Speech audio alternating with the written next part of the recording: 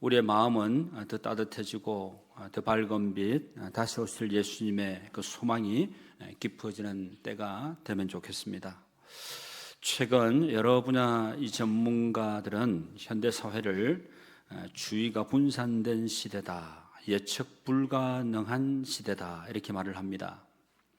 인공지능의 발달, 그리고 국제 정세 변화, 빠르게 변하는 경제 상황 이런 것 등은 예측 불가능성을 더 깊게 만든다는 그런 의미이겠죠. 하지만 우리는 이 어둠 속에서 더욱 밝게 빛나는 그리스도의 그 오심을 바라보며 오늘도 희망을 선포합니다. 대림절 하면 글자 그대로 기다릴 대자 그리고 임할 림자 이 글자를 써서 임하심을 기다리는 절기라는 의미입니다. 그런데 영어로 이 대림절 하면 advent, 오심, 도착이라는 뜻을 가지고 있습니다. 우리가 공항이나 기차역에서 오기로 약속된 사람을 기다리는 것과 같이 우리에게도 다시 오시기로 약속된 그리스도를 기다리는 절기가 바로 이 대림절입니다. 대림절은 오실 주님을 기다리는 절기입니다. 그리고 그 기다림은 깨어 준비하는 시간입니다. 오늘 대림절 첫 번째 주일을 알리는 촛불을 이렇게 하나 밝혔습니다. 진한 보라색 초에 촛불이 밝혀지게 되었는데, 저와 여러분의 심령에도 예수 그리스도를 기다리는 소망의 촛불이 환하게 켜질 수 있게 되기를 주님의 이름으로 축복합니다. 디트리 보네프 목사님이 이런 말을 했습니다. 기다림은 단순히 시간을 보내는 것이 아니라 소망 가운데서 능동적으로 준비하는 것이다. 그리고 C.S. 루이스는 즉 순전한 기독교라는 책에서 이렇게 썼습니다. 그리스도의 재림을 믿는다는 것은 매 순간을 영혼의 관점에서 사는 것을 의미한다. 그리고 알버트 슈바이처 박사는 하나님은 항상 준비된 자를 사용하신다. 여러분, 신앙은 그저 막막한 기다림이 아닙니다. 구체적인 준비입니다.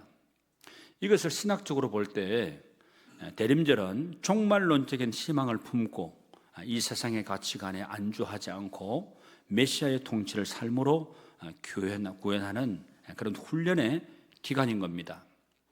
그래서 재림을 준비한다는 것은 단순히 종말을 두려워하는 게 아니라 내가 오늘 서 있는 이 자리에서 주님이 맡기신 사명을 충실히 감당하는 적극적인 삶의 자세인 겁니다.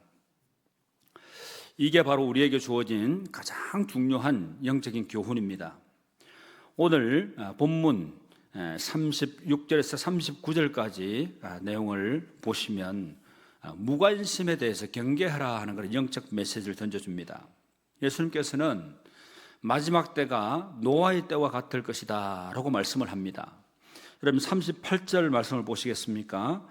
홍수 전에 노아가 방주에 들어가던 날까지 사람들이 먹고 마시고 장가들고 시집가고 있으면서, 여러분 여기서 우리가 주목해야 될 그런 영적인 메시지가 있는데요. 여러분 한번 물어보겠습니다.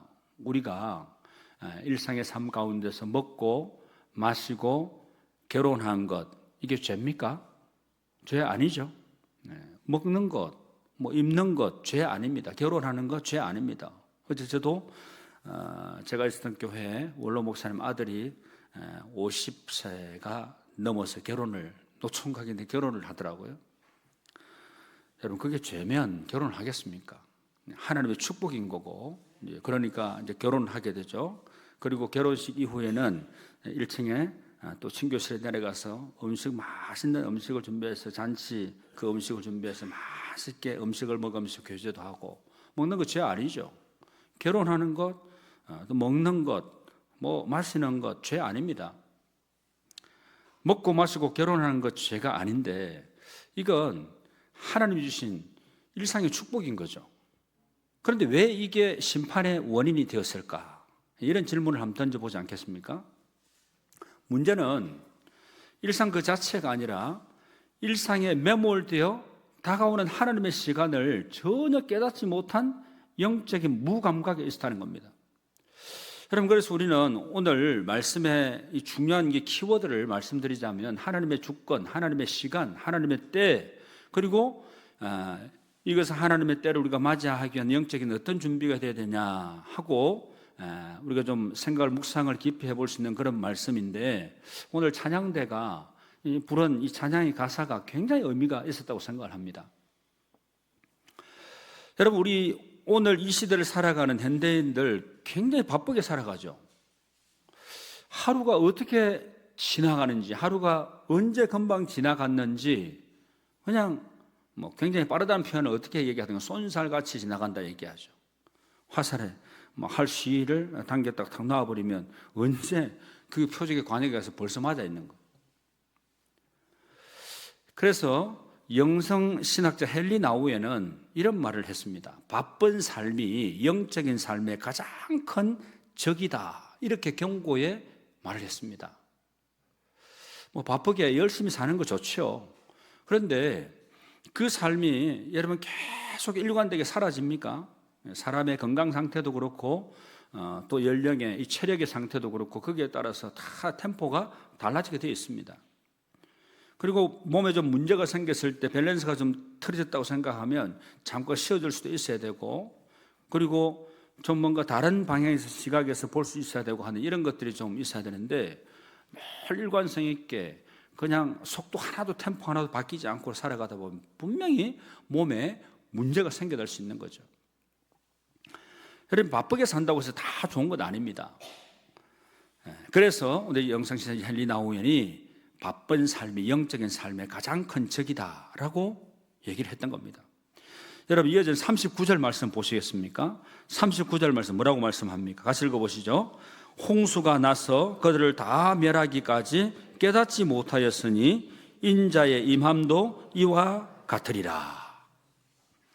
여러분, 깨닫지 못했다 하는 이 말은 헬라어 언어로 기노스코 하는 말인데, 이 기노스코 하는 이 말은 단순한 지적인 알미 아니라 경험적이고 관계적인 깨달음을 의미하는 겁니다. 그러니까 노아 시대 사람들은 홍수의 경고를 그냥 들어서 알기는 압니다. 정보 정도로 이렇게 알기는 알았지만 그것을 자신의 삶과 연결해서 체감하지를 못했다는 겁니다. 느끼지 못했다는 거예요. 자신의 삶에 적용을 하지 못했다는 겁니다. 오늘날 우리도 무슨 경제 지표, 주가 지수가 어떤 코스닥이 어떠냐, 나스닥이 어떠냐, 주가가 떨어졌나, 올라갔나, 이런 데 신경을 굉장히 많이 쓰죠. 금리가 어떻게 됐냐. 저도 요즘에 그게 신경 쓰이더라고요, 요즘에. 그 건강검진을 또 하게 되면 건강검진 그 결과에는 굉장히 민감하게 반응을 합니다. 혈압 수치가 좀 높지 않나? 당은 없나? 혹시 종양은 없나? 이런 생각 하게 되죠. 건강검진 하고 나면 결과를 받기 전까지 약간 좀 그렇더라고요, 마음이. 특히 연세 드신 분들은 더 그런 얘기를 많이 하시더라고요. 그런 우리 육체적인 어떤 건강 상태나 어떤 경제지표 이런 것들은 굉장히 민감하게 반응을 하면서 내 영혼의 상태나 주님의 다시 오심에 대해서는 우리가 얼마나 깨어있는 그런 상태로 살아가는가, 이런 생각을 오늘 말씀을 준비하면서 생각을 해봤습니다. 여러분, 일상이 우상이 되지 않는 게 중요하다. 지금 새벽기도 신명기 말씀 묵상을 하고 있는데 앞에 민수기 말씀도 쫙 그거였습니다. 이스라엘 백성들이 왜 40년 동안 그 광야 길을 걸어야만 되었습니까? 40년 짧지 않은 세월이죠. 왜 그렇습니까? 하나님의 거룩한 백성으로 세움받기 위해서 준비되게 하기 위해서 하나님 훈련의 그런 시간이었던 겁니다. 40년 결코 짧지 않죠. 여러분, 그런데 그때마다 이스라엘 백성들이 하나님이 없는 것처럼 느껴지게 될 때 하나님이 인도하신다면 어떻게 이렇게 우리가 어렵고 힘든 상황을 맞이하나, 이랬을 때 다른 것에 마음이 뺏기게 되는 거예요. 그 다른 게 하나님 아닌 다른 게 뭡니까? 그게 우상인 거예요. 우상에 빠져들게 되고 하나님을 멀리하게 되고, 이렇게 하니까 하나님의 거룩한 백성으로 부름을 받고 또 세움 받고 앞으로 거룩한 성민으로 쓰임 받아야 되는데 이게 준비가 안 되면 안 되는 거거든요. 그래서 하나님은 40년간의 그 광야 훈련의 시간을 통해서 거룩한 백성으로 세워가는 그 하나님의 그 인도하심을 우리가 볼 수 있게 되는 겁니다. 여러분, 우리는 주님이 언제 오실지 모릅니다. 그러나 바로 이 모른다는 게 우리를 깨어있게 하는 겁니다. 만약 뭐 정확하게 그때 그 시를 안다면 아마 우리는 나태할 겁니다. 뭐 지금 뭐 잘 먹고 뭐 잘 입고 편안하게 있다가 한 며칠 정도 딱 전에 정신 딱 차리고 하면 되지 뭐, 아마 그럴 수도 있을 겁니다. 그래서 우리는 매일을 주님 만날 그 마지막 날처럼 살아야 된다. 오늘 내가 하는 모든 일, 내가 하는 모든 말, 내가 품는 모든 생각이 주님 앞에 보고될 것을 기억해야 되는 겁니다. 낱낱이 주님 앞에서 다 드러나게 될 때가 분명히 그 날이 있다는 거죠. 그래서 데살로니가 전서 5장 2절 말씀 이렇게 말씀합니다. 주의 날이 밤에 도둑같이 이럴 줄을. 그리고 베드로후서 3장 10절 말씀은 주의 날이 도둑같이 오리니, 그렇게 말씀합니다. 뭐같이요? 도둑같이. 주님의 날이. 여기서 공통점을 하나 찾을 수 있습니다. 주님의 날이 어떻게 임한다 그럽니까? 갑자기 예상치 못하게 임한다는 거죠. 우리는 노아 시대 사람들처럼 살지 말아야 됩니다. 먹고 마시고 일상을 살되 영적으로는 항상 끼어 있어야 되는 것입니다. 직장에서 일을 하고 가정을 돌보고 학업에 충실하되 언제든 주님을 만날 준비가 되어 있어야 되는 거죠. 이것은 균형 잡힌 신앙입니다. 신앙의 밸런스. 여러분, 밸런스가 깨지면 어떻게 됩니까? 몸에 문제가 생기게 되어 있어요.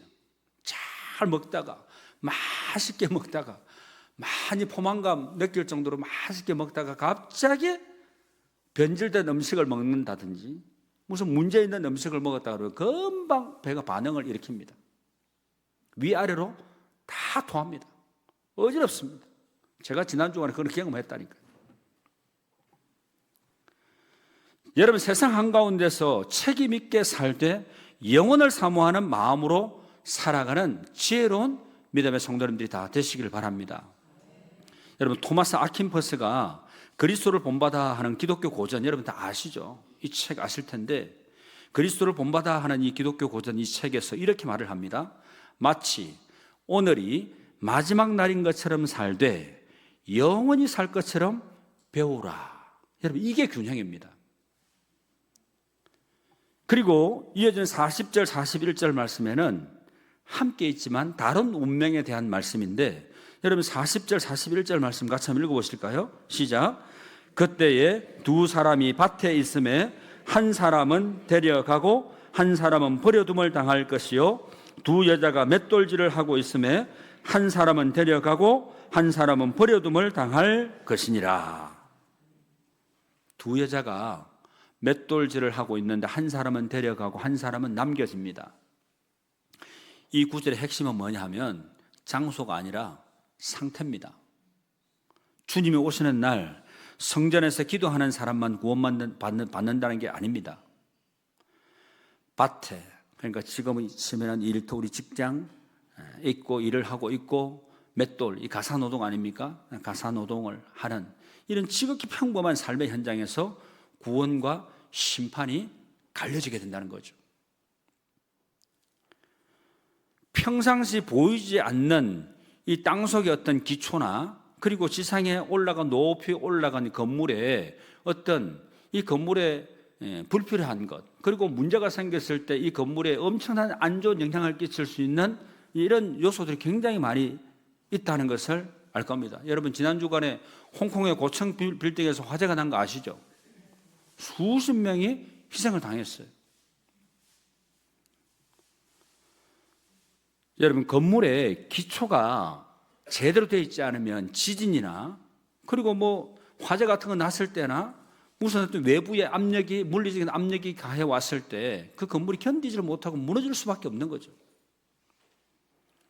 그리고 외부에 어떤 불필요한 것들, 그리고 뭐 대나무로 이렇게 했다 그랬습니다. 뭐 이렇게 프레임 같은 거 다 공사하기 위해서 보수 공사를 하기 위해서 다 이렇게 설치를 하고 하는데 대나무, 우리나라는 대나무를 안 쓴다 그러대요. 아침에 일부 예배 이경호 집사님 건축하시는 분 보니까 건축에 대해서 잘 아셔서 제가 질문을 좀 해보니까 말씀 전하면서 해보니까 끄덕끄덕 하시면서 뭐 굉장히 건축학적으로는 잘 아시는 이제 그런 상태였는데, 우리나라에는 뭐 대나무 이제 그런 것들 프레임 쓸지 않고 하는데, 그 홍콩에서는 또 대나무 또 구하기 쉽고 하니까 나라들마다 상황이 다르겠죠. 하니까 가연성, 불이 붙는데 완전 두 도움이 되니까 확 타버리면서 아파트가 빌딩, 고층 빌딩들이 다 타버리게 되는 그런 상황이 있었습니다. 여러분, 기초도 문제고, 그리고 주변에 이때 어떤 것들이 또 포진되어 있느냐, 이런 것들이 이 선하게 좋게 유익하게 되는 부분도 있지만 이 악한 영향을 끼칠 수 있는 그런 부분도 굉장히 많이 있다는 거죠. 주님이 오시는 날 우리 일어날 이 일은 물리적인 이동 이전의 관계의 확인입니다. 그러니까 평소 주님과 친밀하게 동행했던 사람은 주님 곁으로 인도되지만 주님과 관계없이 살던 사람은 그 자신의 세상에 버려질 뿐입니다. 이 구절의 말씀을 세번역 성경은 이것을 하나는 데려가고 하나는 남겨둘 것이다, 이렇게 번역을 하면서 운명의 명확한 갈림을 보여줍니다. 여러분, 지금 누구와 함께 여러분 밭을 갈고 계십니까? 혼자가 아니라 주님과 함께 멍에를 메고 있다면 여러분은 이미 데려감을 당한 천국 백성인 줄로 믿습니다. 그리고 넉넉히 하나님의 나라에 들어갈 수 있는 거룩한 백성들인 줄로 믿습니다. 사랑하는 성도 여러분, 우리는 지금 어떤 사람입니까? 밭에서 일하는 두 사람 중 어느 쪽입니까? 맷돌질하는 두 여자 중에 누구입니까? 겉으로는 똑같아 보입니다. 같은 교회에 출석을 하고 같은 찬송을 부르고 같은 하나님의 말씀을 듣습니다. 그러나 마음의 상태는 다를 수 있다는 거죠. 여러분, 마태복음 7장 21절 23절 말씀, 여러분 이렇게 말씀을 같이 한번 읽어보시죠. 시작. 나더러 주여 주여 하는 자마다 다 천국에 들어갈 것이 아니요 다만 하늘에 계신 내 아버지의 뜻대로 행하는 자라야 들어가리라. 아멘. 주님은 내가 너희를 도무지 알지 못하니 이렇게 말씀하실 겁니다. 우리는 자신을 속일 수 없습니다. 하나님 앞에서 정직해야 되고, 내 신앙이 형식적이지 않은지, 습관적이지는 않은지, 진정으로 주님을 사랑하고 있는지 우리는 우리 신앙을 점검해 봐야 됩니다. 그래서 고린도후서 13장 5절 말씀 이렇게 권면합니다. 같이 읽습니다. 시작. 너희가 믿음 안에 있는가 너희 자신을 시험하고 너희 자신을 확증하라. 아멘. 뭐하고 뭐하라 그럽니까? 시험해보고 확증해라.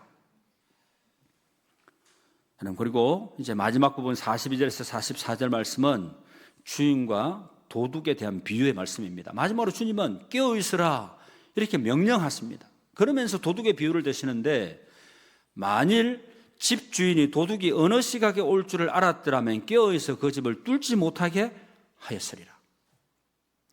이 비유는요, 예수님을 도둑 취급하는 게 결코 아닙니다. 도둑이 오는 시간의 의외성, 돌발성을 강조하는 말씀입니다. 그러니까 도둑은 예고하고 오지 않습니다. 그래서 주인은 늘 문단속을 해야 되는 거죠. 최근에 시사적인 이슈가 있는데, 이 사이버 보안이라고 이런 말이 있더라고요. 사이버 보안, 사이버 보안, 이 사이버 세큐리티 하는 이 분야에서 제로 트러스트라는 말이 있습니다. 그러니까 이 모델이 화두인데, 그러니까 아무것도 신뢰하지 말고 항상 검증하라 하는 원칙인데, 이것은 해킹, 여러분 잘 아시죠? 해킹, 뭐 도둑질 하는 거 아닙니까? 해킹이 언제 어디서 들어올지 모르기 때문에 시스템이 항상 깨어 감시하는 상태를 말하는 것입니다. 의학적으로도 응급 상황에서 골든타임이라는 말이 있죠. 예고 없이 찾아오는 겁니다. 그래서 응급실 의료진들은 24시간 온콜, 그러니까 언제 긴급 상황이 벌어져도 바로 출동할 수 있는, 그리고 그 응급 상황을 대처할 수 있는 그런 준비를 하고 있는 거죠. 언제든 달려갈 준비가 되어 있다는 겁니다. 여러분, 우리의 신앙도 이와 같아야 되는 겁니다. 42절 말씀에 깨어 있으라 이렇게 말씀을 하는데, 이건 단순히 잠을 자지 말라는 뜻이 아닙니다. 영적인 경각심을 유지해라. 정신을 바짝 차리고 주의를 기울이라. 현재 명령형으로 시제가 그렇게 되어 있습니다. 그러니까 일회성 이벤트가 아니라 지속적인 상태를 요구하는 거죠. 또 44절 마지막 절에도 보면 준비하고 있으라 그렇게 말씀을 합니다. 이 준비하고 있으라 하는 이 말은 준비된 상태가 되어라 하는 뜻인데, 우리는 종종 나중에 헌신하겠습니다, 좀 시간이 여유가 좀 있으면 해보겠습니다, 이렇게 얘기를 하죠. 여유가 좀 생기면 하겠다는 거죠.